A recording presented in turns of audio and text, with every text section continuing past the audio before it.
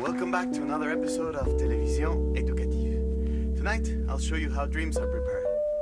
People think it's a very simple and easy process, but it's a bit more complicated than that.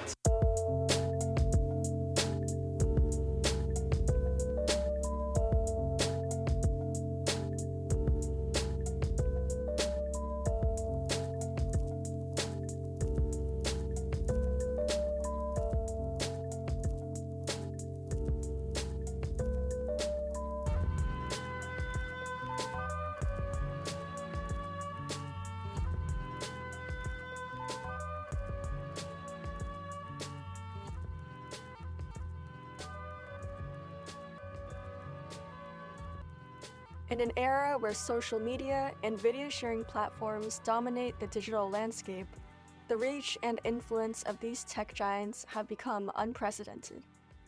YouTube and Facebook have revolutionized the way we access information and connect with others, and they also shape our perspectives on the world. Welcome back to Breaking the Screen Spell, an only in San Jose special that investigates and analyzes the impact of digital addiction and its prominence in society. My name is Teacher Huang, and I will be co-hosting with producer Alina Yin. Okay, Deetra. So this conversation, what were your takeaways? I found this interview really interesting. Dr. Zaitsev basically gave an inside view of what filter bubbles are, how they affect people, and the larger scale implications. One specific thing that I was especially interested in was how smaller alternative entertainment platforms are more likely than larger ones to drive users into a filter bubble. I sort of expected it to be the other way around and was surprised to hear that because the smaller alternatives cater to people who don't seek the mainstream experience, they're able to provide them a more nuanced palette of recommended videos. And I do have a question for you, and that is whether you yourself have been stuck in a sort of filter bubble. I think so. I mean, when I look at my feed versus, for example, my parents' feed on Facebook is completely different. And part of that is we watch different news outlets. And so I definitely do not see the things that they're watching. But when I'm over at their house, I see it.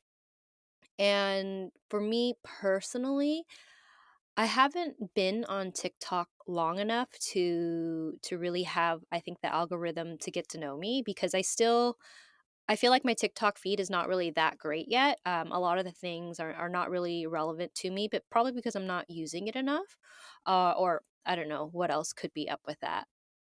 But I think Dr. Zaitsev was talking about when Dr. Zaitsev was talking about like cat videos, that was definitely me. I love cat videos. And so actually, on my Instagram feeds, I get a lot of kitten videos and I love them. Mm. I like the Christmas cat videos. Oh, of them swatting down the tree ornaments. Yeah. Yeah, those are good. What do you think your filter bubbles are? Oh, I'm not sure. Politically, I don't really have a filter bubble for that. But on TikTok, I do have a lot of tennis videos, and that's because I always send them to my friends in the tennis group Hmm. chat, and I also send it to a couple other friends. But other than that, maybe cooking videos, even though I don't actually get to cooking them. I like watching them though. It's very satisfying, right? Yeah. I love those process videos. Sometimes I like to watch like those get ready with me Mhm. videos of people getting ready in the morning and doing like, their hair and makeup. And I don't know what it is about it, but it's like almost watching a puzzle piece being put together and it's highly satisfying. Mm. Yeah. So I think another thing that really stuck out to me is when you were both talking about radicalization and how those filter bubbles kind of can drive an individual further down a rabbit hole that they themselves otherwise would have not voluntarily gone down. Um, have you ever felt like the algorithm was ever pushing you towards any particular rabbit hole?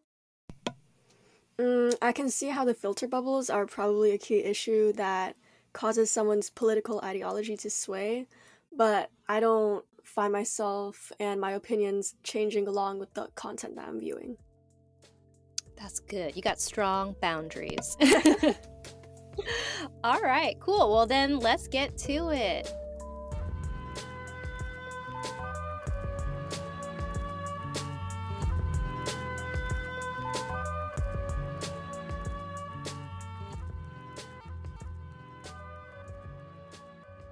Today, we will be delving into the issue of indoctrination via social media and the role that YouTube and Facebook have played in promoting political extremism.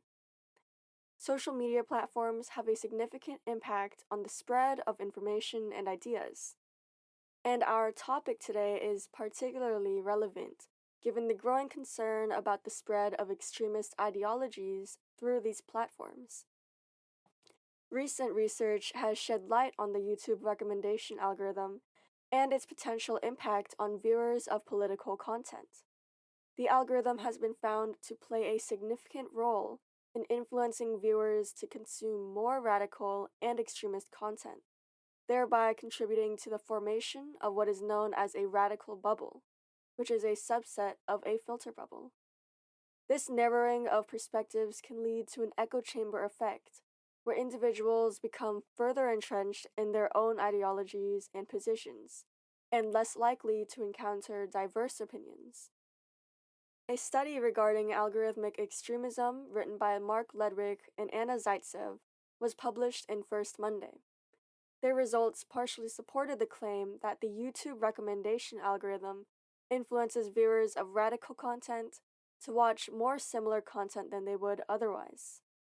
The research findings indicate that users who initially engage with political extreme videos are more likely to receive recommendations for further radical content, leading to a reinforcement of their existing beliefs. Ultimately, the algorithm, by prioritizing engagement metrics, tends to prioritize content that elicits strong emotional responses, often associated with more extreme viewpoints. The implications of this phenomenon are significant, as it contributes to the polarization of public discourse and the perpetuation of ideological divides. By restricting exposure to diverse perspectives, the algorithmic recommendations can hinder constructive dialogue and critical thinking, reinforcing confirmation biases and potentially leading to the spread of misinformation or extremist views. Similarly, Facebook's recommendation tools have been linked to the rapid growth of extremist groups on its platforms. Facebook researchers themselves have acknowledged that the platform is pushing regular users down the path to radicalization. According to Mother Jones, a nonprofit American magazine, in 2016, the Wall Street Journal reported that Facebook researchers told executives that 64% of all extremist Facebook group joins are due to our recommendation tools. In response to the concerns raised by these alarming statistics, there has been a growing call for tech companies to take more responsibility for the content they promote and the potential consequences of their algorithms. This has sparked discussions about the ethical use of algorithms and the need for greater transparency and accountability in their design and implementation. For example, tech companies have made the effort to tweak their algorithms to reduce the spread of extremist content and misinformation. Specifically, going back to Facebook and YouTube, they have adjusted their algorithms to prioritize authoritative sources and trustworthy content over sensationalized or misleading material. By altering the criteria for content recommendation, they aim to limit the visibility of extremist content and improve the overall quality of information users receive. Facebook, YouTube, and Twitter are currently attempting to minimize the spread of harmful content by employing a mix of human moderators and AI technologies to identify and address such content on their platforms. As users, it is critical to be aware of the potential biases and effects of recommendation algorithms. fact checking information before sharing it can prevent the spread of misinformation and curb the influence of malicious actors seeking to promote extremist ideologies. We will now be speaking with one of the authors of the study mentioned earlier about algorithmic extremism. Dr. Anna Zaitsev is a researcher interested in social media, action design research, and software development methods. Her research collaboration on the algorithmic influence on social media has been widely discussed in the media and by online YouTube pundits. It has also influenced policymakers and academics. The results of the studies have been published on Open Access Journal First Monday, available for everyone to read. Welcome to our podcast, Dr. Zaitsev. So, before we get started, can you speak a little bit about what made you interested in social media and algorithmic influence? Right. So I was interested in this topic because I am a big user of a lot of social media. I was one of the early users, I would say, of Facebook. I'm old enough to have been there for a really long time.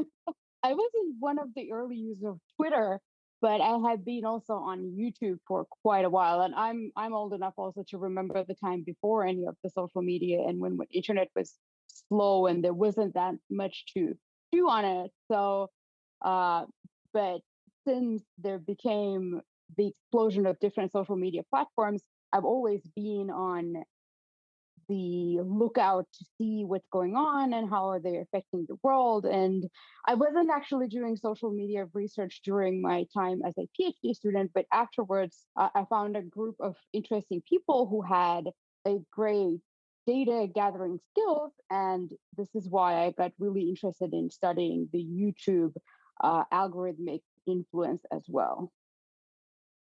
That sounds really interesting, and it's great that you were able to form an interest in this.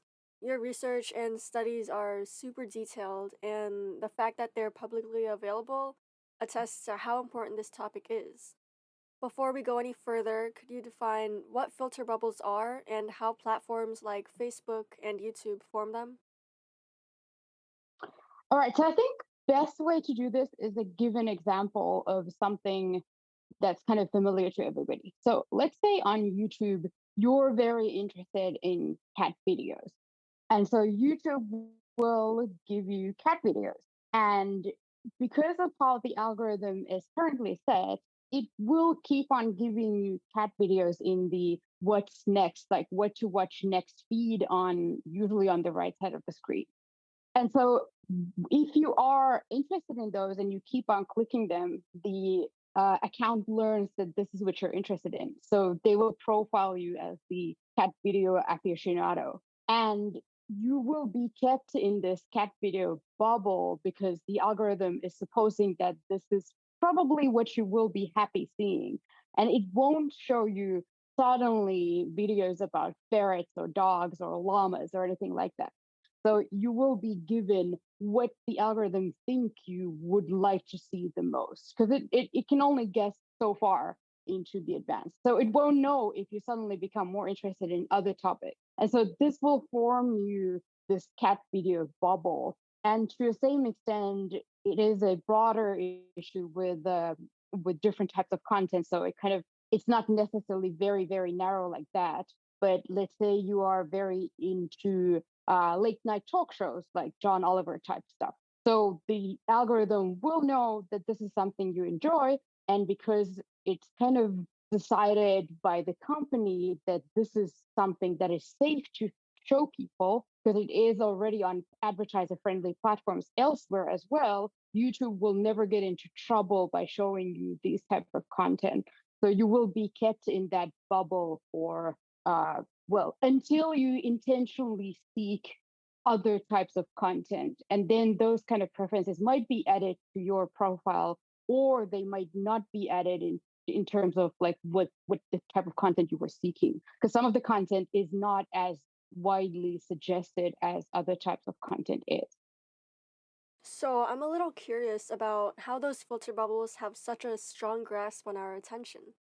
Once you enter the filter bubble, is there any way out other than willingly seeking out other kinds of material? Well, it really depends on how strong the filter bubble effect is on any type of content. So in my research with my research group, we've done study on this on a political YouTube filter bubbles.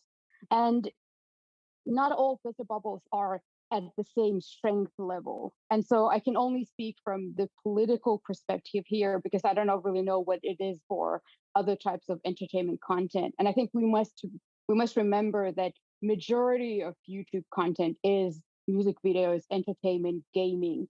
So it's like this political stuff that I've been researching is a very niche area. But in the political case, there are stronger bubbles in terms of kind of more mainstream, either right or left wing content, but you might see occasionally content that's coming from, let's say, the other side of political aisle.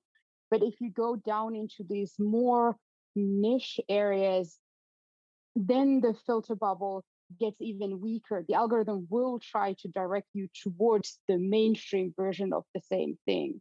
So let's say you're very interested in very niche right-wing politics, you're probably going to be suggested the more mainstream Fox News version of the same thing.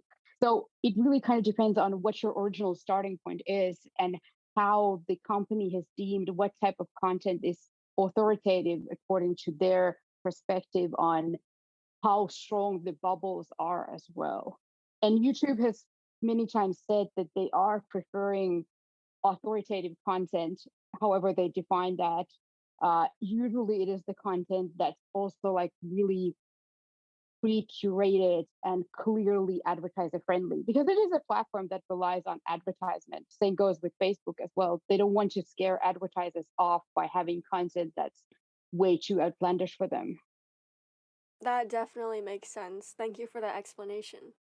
Building on top of the idea of politicalization and filter bubbles, what would you say are the potential consequences and impacts of extremist content on these platforms?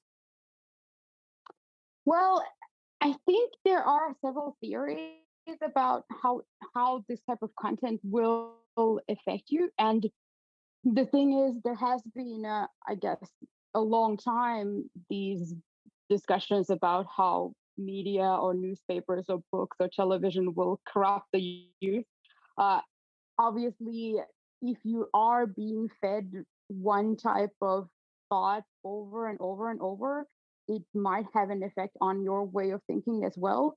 And I think most people will, who are experts in the psychological areas relating to radicalization, will probably suggest that you should not stick to any specific one type of political thought. But it's very hard to say if there is really a radicalizing effect.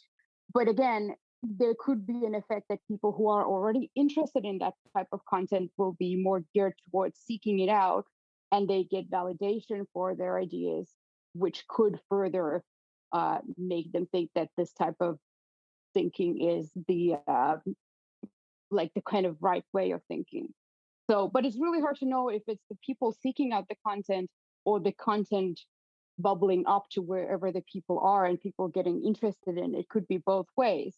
Uh, and it could be that the original seeking out the content trigger is coming from outside of whatever the social media platforms are, or it could be the other way around as well. So I think it's very, very hard to tell what the actual effect is. And I don't think there has been enough studies done in the radicalization uh, of these platforms from that perspective.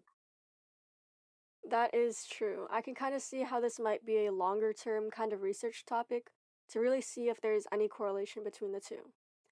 Could you go over an overview of any filter bubble stats for youth and how it might affect their development?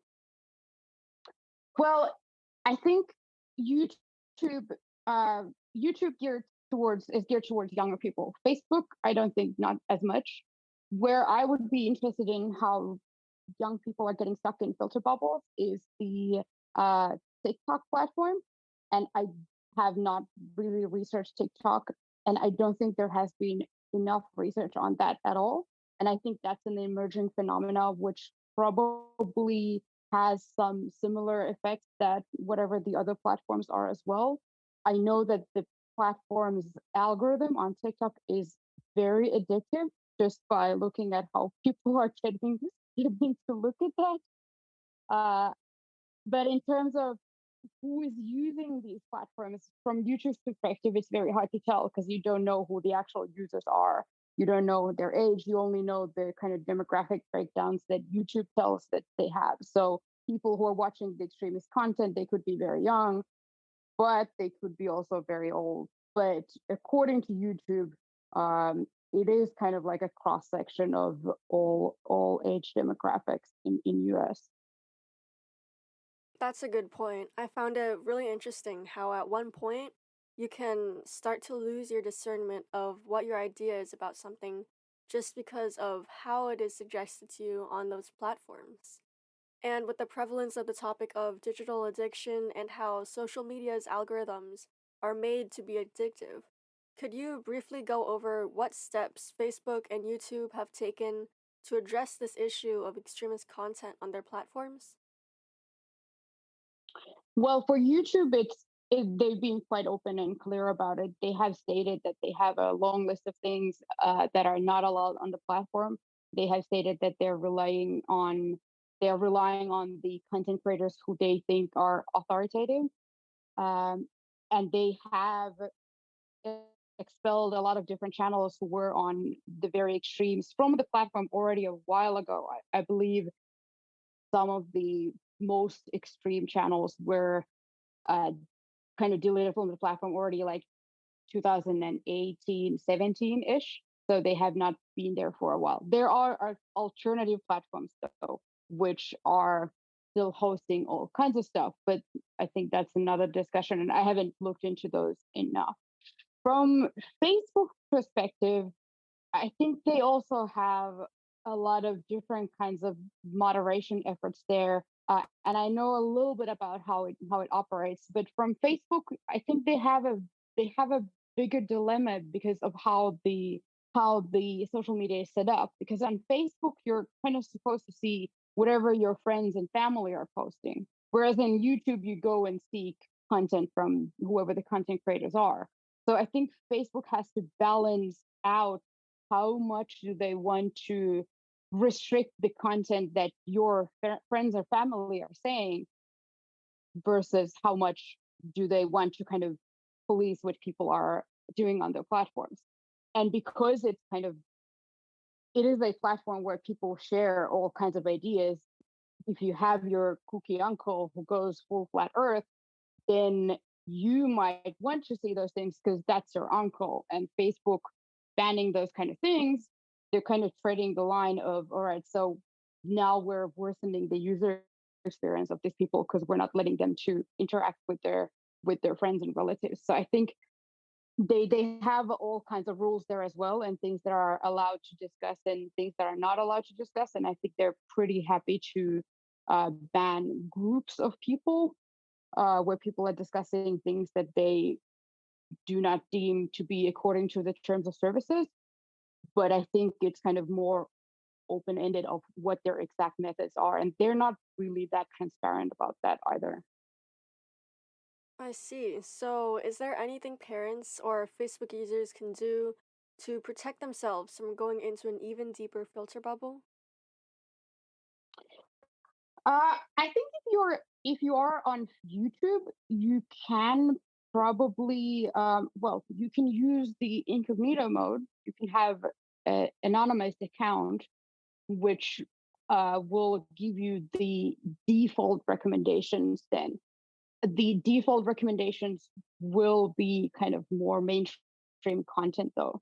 If you have your own account and you've already watched thousands of hours of certain type of political content, you're probably quite deep into that bubble. But you can always delete the recommendations, and then it will kind of reset anew, and it will give you all different types of content. So there are ways of resetting the the accounts that you have and what you're going to be recommended.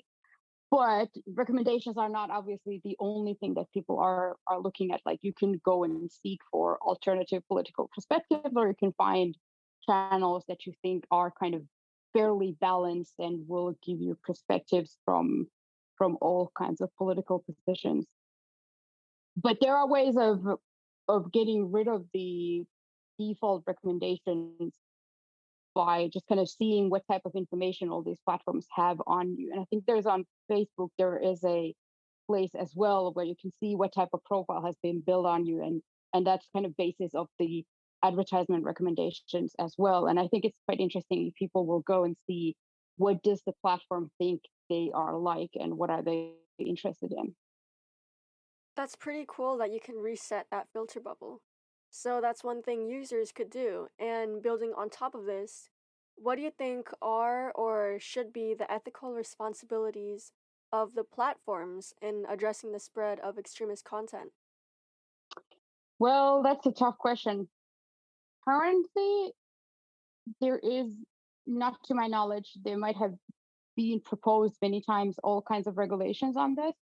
There is the it is the I would have to look it up. What is the regulation? I keep forgetting its name, but there is a term that says that these are their platforms and not publishers, because publishers such as, let's say, magazines or TV channels, they are more tightly regulated, but platforms can host whatever they like. So there is a distinction made. I think it's 230 is the clause in the some kind of communications act. And so because of that, these platforms cannot be regulated. So it's basically up to them what they want to do and what type of like content moderation they want to have on their platform. And it seems like a lot of these platforms have kind of come to the conclusion that they have relatively similar standards. They will have moderation of violence, of nudity, some type of things that they would consider hate speech as well. And so there is this kind of confluence of rules that I think most large US based platforms have agreed on. But then again, they also will have to balance out on how much people are willing to use their platform if they are being in some ways regulated and moderated. And there have been a lot of cases where people have been quite unhappy with the moderation. Like, for example, Instagram, which is a Facebook company product, there's been this, I would say, already quite long-standing hashtag, which has been on having the opportunity to have full frontal female nudity. So that has been banned for a long time, and people are not super happy about it. So they have the hashtag Free the Nipple campaign, which has been there, I don't know for how many years. And I think they're still not really like all kinds of art pictures and stuff like that still gets censored all the time. So, but there's all these kind of campaigns against the moderation rules as well. That makes sense that there's that conflict of freedom of speech against harmful or inappropriate content. It is interesting that all the content on these platforms is up to the algorithms to be distributed to users, and moderators just ensure that the content is visually or legally appropriate. It makes me think about how some misinformation that travels around the platforms would only be stopped by another one of the users, maybe calling them out on it. And going back to that idea of content moderation, have there been any historical events about the misuse of content moderation from social media platforms? And are there any topics that slipped that moderation system and found their way to the general public? Not necessarily in that way. I think from the moderation perspective, there's been some interesting developments, not necessarily on YouTube, but from Facebook. They set up this Facebook Oversight Board, which is a committee of a lot of international, kind of long term political actors who are acting as the Supreme Court of Facebook. And so they've been now since, I think they were set up in 2020 ish. they've been now sent few of these kind of uh, decisions to make on the moderation decisions that Facebook has been making. And I think they were the ones that said that, for example, former President Trump should be let back on the platform after there was some kind of cooling period. So Facebook has kind of outsourced their biggest and toughest moderation decisions elsewhere. I don't know if any of the other platforms have been doing any kind of similar things, but that's one of the probably biggest moderation decisions that has been made in a couple of recent years, because I think most platforms deplatformed Trump after the January 6th Capitol riots. So, and that has also brought the moderation kind of at the forefront of discussion as well. And there has been a lot of scrutiny of the moderation. The people at the companies have been called in front of Congress to testify many, many times on all kinds of things. So it is a big issue, but I don't think there's any kind of clear resolutions on where that all is going. I can see how politics can play a huge role on the direction of content. Moving on, I wanted to ask, as a researcher and based on what you found, do you have any thoughts on how companies should approach content recommendations? I'm just happy that I don't have to decide these kind of things, because I think it's very, very difficult. And it's a very difficult balancing act, because they will want to have, because they are relying still on the advertisements on living, but they also want to have the users that are happy with them. Um, Whatever they will do will make someone unhappy.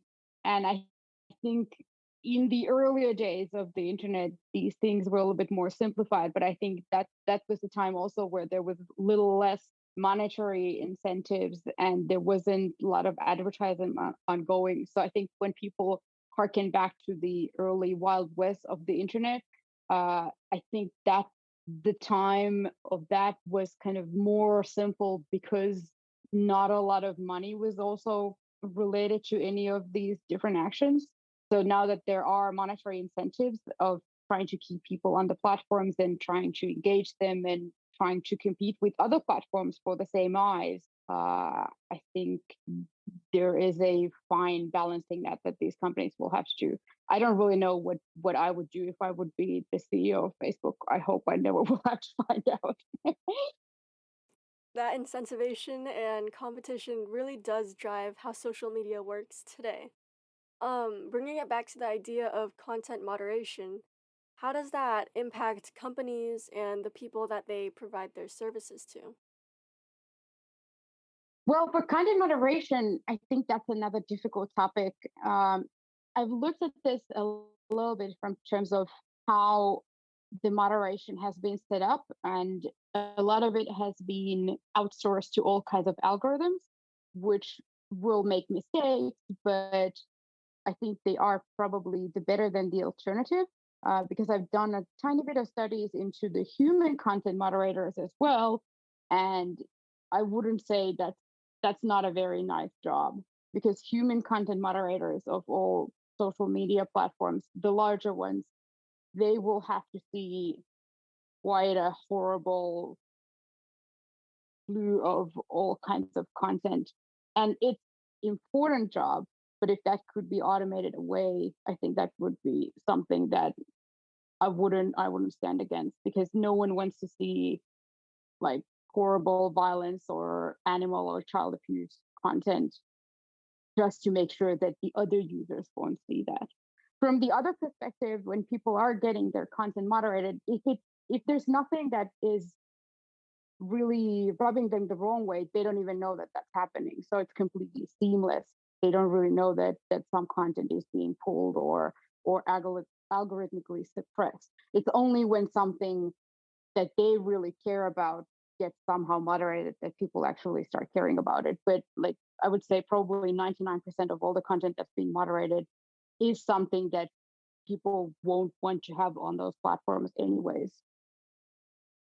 That's true. Human moderators actually have access to that raw content, and some of it is really scary and just unthinkable. I also heard platforms use artificial intelligence filters to go through recommendations. Do you think that this is also an effective way to go through all of that content? Or would there be some of the drawbacks we see in human moderators applying to those AI filters?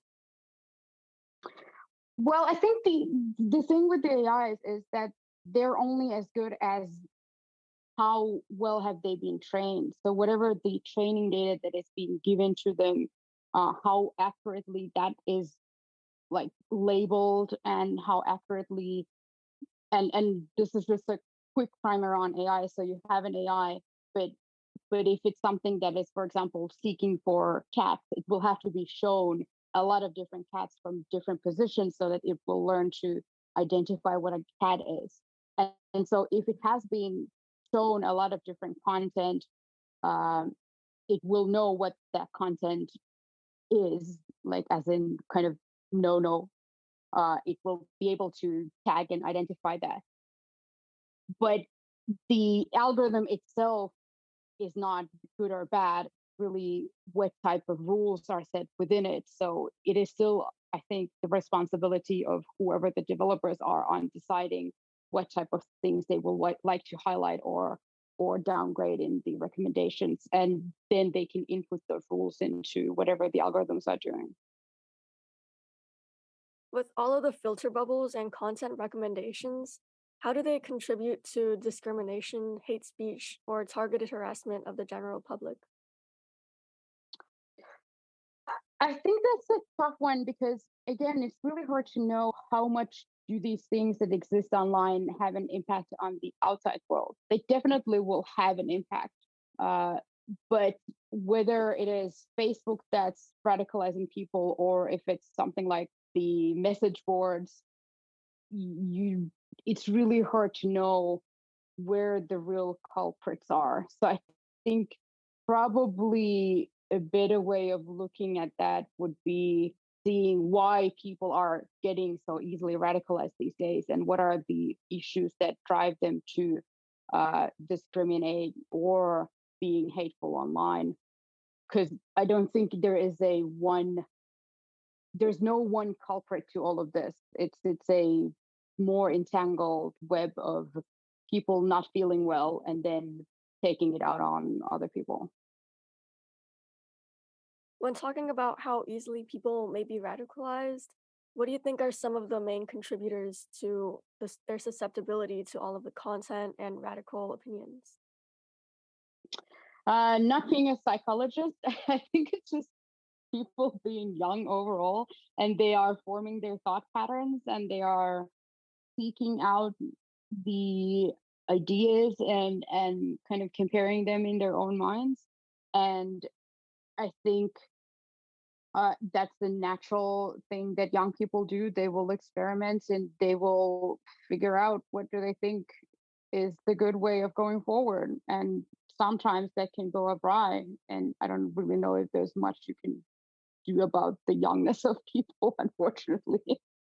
Brain development is very difficult and takes a long time. Definitely agree. Can you shed light on any potential unintended consequences or challenges that arise when platforms take a proactive stance against political content? Well, I already alluded to these alternative platforms that exist. And so uh, the more the mainstream platforms will, let's say, kick out some of the more extreme content, or they will make the more moderately perceived content creators from different political perspectives feel like they have been not necessarily for real, but at least they have the perceived notion that they have been discriminated, they will seek other avenues. And I think the unintended consequence of that is that that could potentially silo the people more. So you will actually create the strong filter bubble effect that was maybe not as strong when everything was concentrated on a more major platform. So the more people just seek these alternatives, which will be less moderated and which will be less moderate, I think the platforms, by trying to maybe overly correct, might be actually creating some of these problems themselves. But again, this is also very hard to know how strong this effect is. without really having a lot of studies that would also take these alternative platforms into account. But the thing is that it's very hard to also study the users of them because they are set up in the way that the users are even more anonymous than that what they would be in the kind of larger platforms. So, to my understanding, generally there have been some issues and disagreements about content moderations and filter bubbles. How can companies ensure that legitimate free speech is not suppressed? Uh, well, that's another difficult one. I guess it comes to if you would be, so to say, free speech absolutist, then you probably would be only moderating anything that's related to like violence explicitly or yeah, explicitly. But that's not really where the platforms live because they also it's not just that they go with whatever the Second Amendment says in US, the First Amendment, get my amendments mixed. But they also will have to go with whatever other countries have decided on these things. And so there is a because they're globally operating, and so there is a push from other countries that have different types of legislation. Even if U.S. legislation is the most permissive, uh, the thoughts on free speech and what type of content should be allowed varies country by country. So that's why these platforms will have to again do this kind of very balancing act where they will give enough leeway so that they don't upset the users too much, but still abide by the regulations from, let's say, the European countries or um, India or wherever they have big operations. I think Brazil has all kinds of legislation related to speech, and France and Germany definitely have. So uh, whatever they're doing, it's not just kind of up to them or people in US to decide what is free speech and what does it mean. So that's another problem that these platforms have when they have to decide what are they going to be moderating. So in short, yes, they will probably suppress some stuff that would be free speech from one country's perspective, but is illegal from other countries' perspective. So, when talking about content moderation in other countries, are there any laws or policies that come to mind that should be implemented in the US? I don't know enough about that. My legal knowledge is close to zero, being in the tech field. So no, I don't think I can speak about that too confidently. No problem. Just building on top of this theme of content moderation, where do you think the future of content moderation is going? Whether it's artificial intelligence or by human moderators? I think it's going to be automated more and more. I think these systems are getting pretty good. I think the natural language processing algorithms are getting better and better, and image recognition is also getting quite good. So I don't think the human moderation, at least not to the extent as it is, will be a thing in too long. So I think a lot of this stuff will be algorithmically moderated pretty quickly. Uh, and then it's still up to the platforms for themselves to decide what the rules are going to be for this. One thing which I am kind of looking with some concern is, will there be a lot of mistakes and will anyone notice those mistakes, because a lot of the moderation is quite seamless. So if a lot of stuff is getting removed that shouldn't be, I don't know if there's a lot of recourse for those people who will get potentially censored if everything is done by machines. I think there's going to be a little bit less human accountability in that part. But it might be that also the machines are going to be more accurate. It's really hard to tell, but at this time, since we are kind of at the cusp of this phenomena. That's a good point. I can see how technology might be playing a bigger and bigger role in the spread of information. Would there be any avenues for the public to stay informed or participate in the process of digitalization or moderation without being susceptible to rabbit holes of filter bubbles? Well, I think it's useful for people to know about moderation. It's it's useful for them to kind of sometimes think about, like, what does it mean that I'm posting on a social media? That there are people who might get this post, they might take a look at it, they might decide if it's good or not. People have probably already encountered moderation when they've been using like copyrighted music, for example. We can't upload those. There's an algorithm that quickly takes it down. Otherwise, it's not very transparent on the company's behalf of what they're actually doing and who the moderators are. These are oftentimes outsourced to different vendor companies.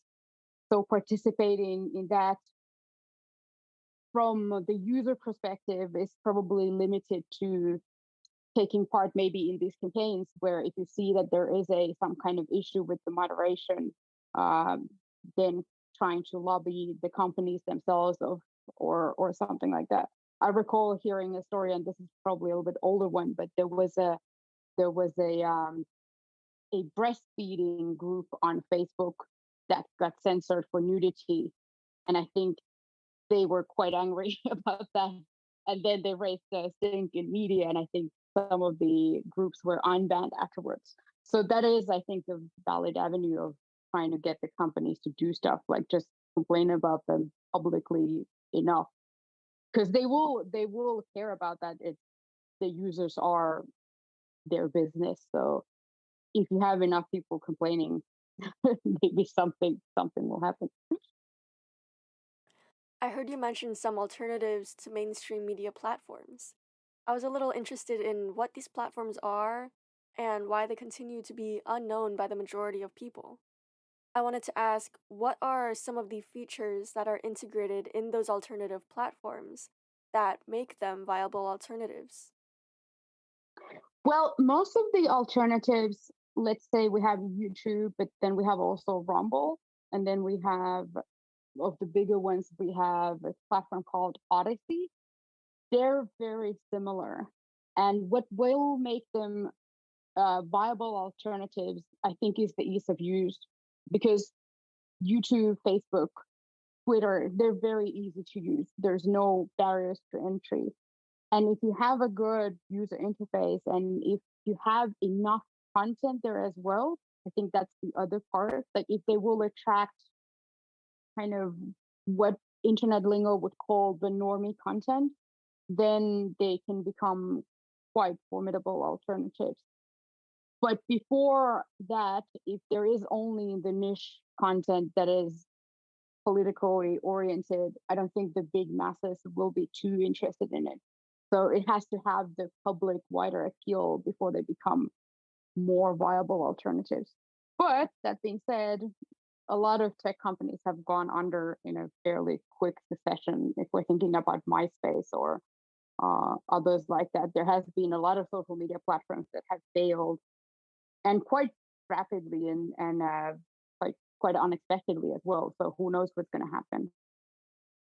I guess that's probably why TikTok is so popular. It has that kind of appeal to wider public, even though that might be a younger appeal, but it still has an appeal to a lot of users. They've gotten a lot of users in quite a short time. I definitely think so too. I have TikTok and I noticed that once you like videos, more similar content is going to show up on your For You page. And that's basically the TikTok version of an Instagram feed. Similarly, when my friends share videos with me, that also affects what shows up on that page.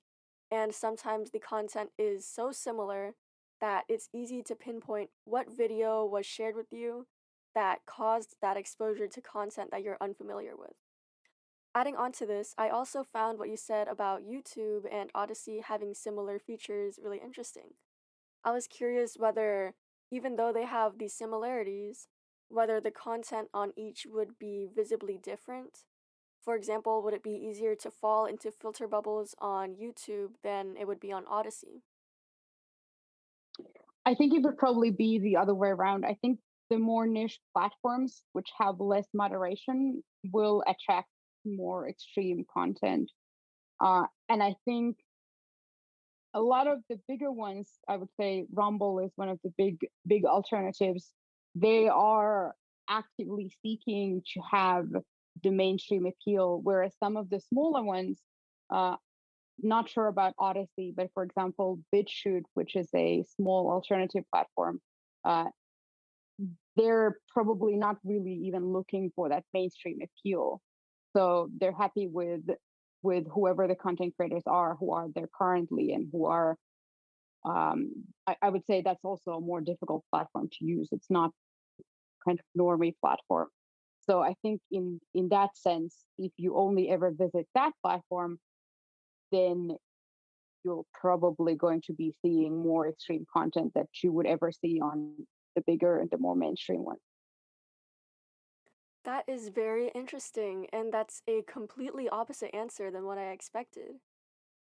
If we look at the participants on each platform, do you have any tips for parents or adults using Facebook or other social media platforms to keep themselves away from filter bubbles or rabbit holes of radicalization?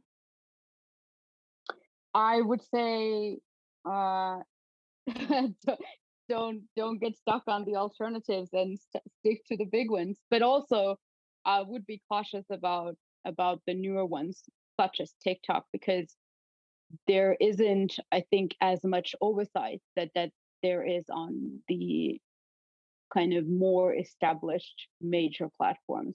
But the problem is, like, it kind of really depends. Not all filter bubbles are bad in a sense. Like, you might be happy just looking at whatever content you're being suggested because you are interested in that type of content. So some of the filter bubbles are just probably good customer service.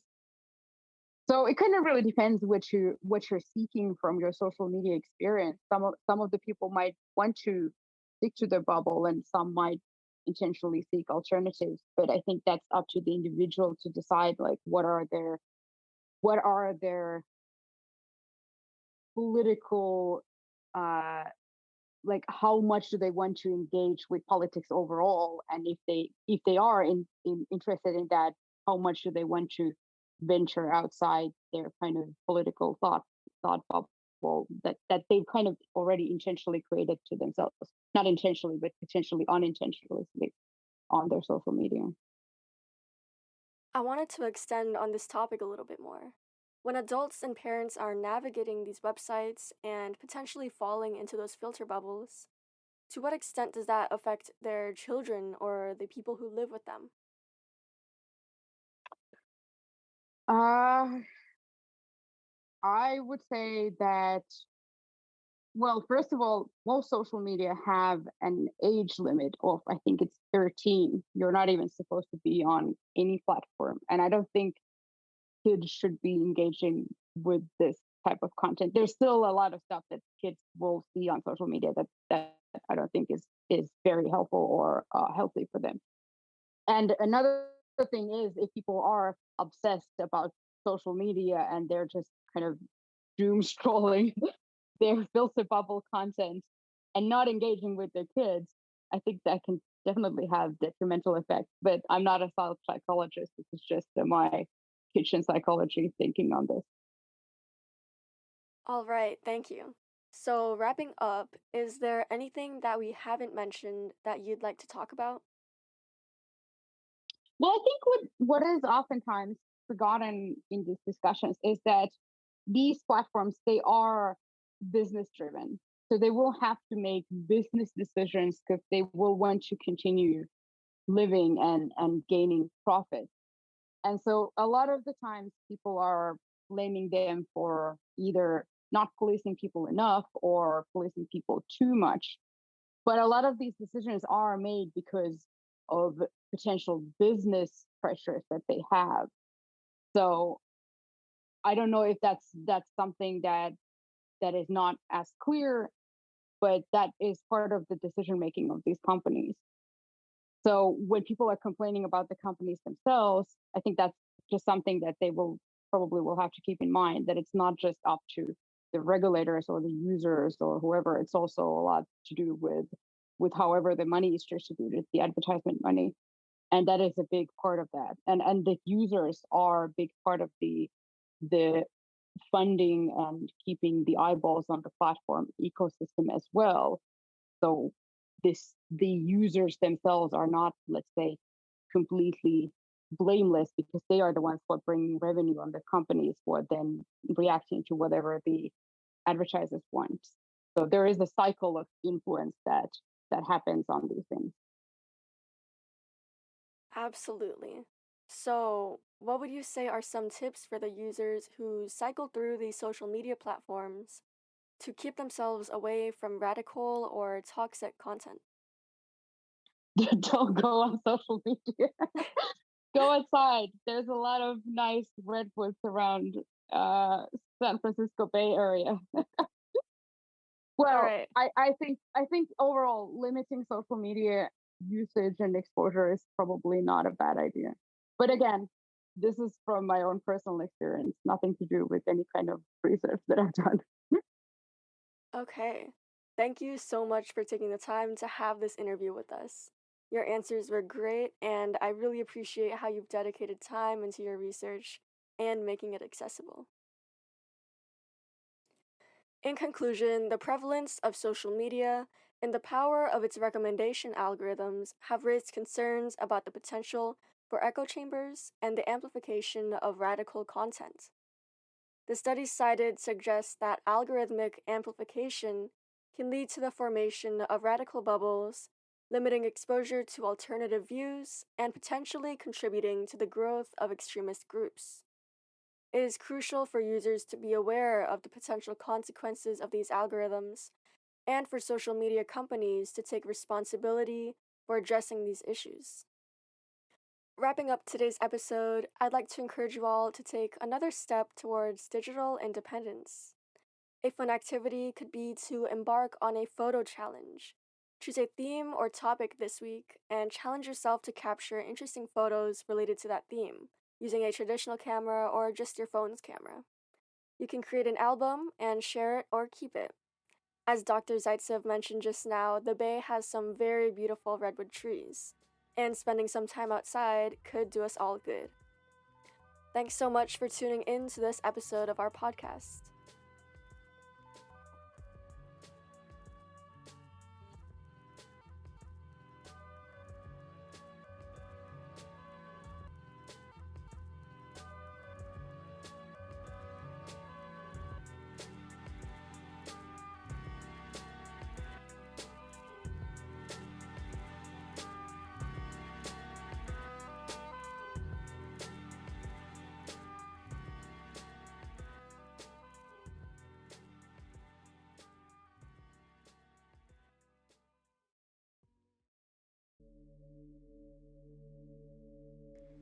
Hi, I'm Rashmi, and I'll be leading you through a guided meditation today.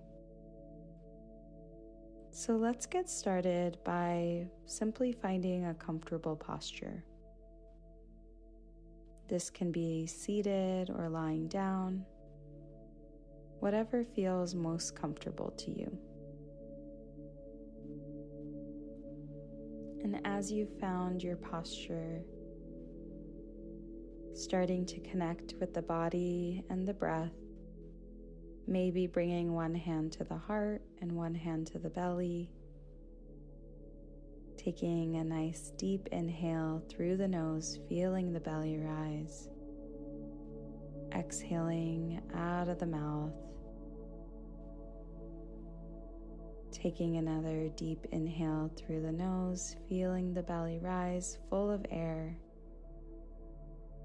exhaling out of the mouth, and taking another deep inhale on your own breath,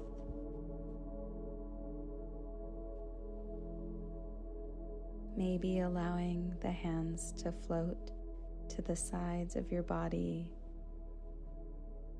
allowing your whole body to just relax here, softening the shoulders and the jaw,